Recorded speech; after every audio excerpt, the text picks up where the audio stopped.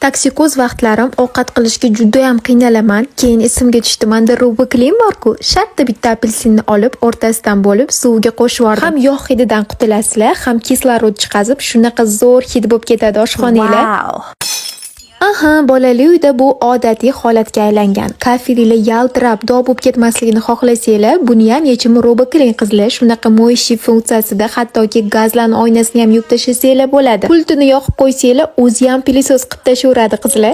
Qalin og'ir pardalaringlarni endi hadib yuvishga berurmaysizlar. Hattoki changlarni ham Roboklin tortib oladi qizlar. Shunaqa cho'tkali nasatkalari bor, eshiklarni bo'yinglar yetmaydigan joylarni islaringlargacha tozalab olasizlar. Bu funksiyasi aniq sizlarga yoqadi. Chunki ko'pchilikning stoli shunaqa dog' bo'lib ketadi. Buni ham o'zini suvini sepib, bir deganda dog'larni tozalab olasizlar qizlar. Qaranglar. Xullas, qancha maqtasam ham kam qizlar, bir marta olib ko'ringlar, sizlarga ham maslahat beraman.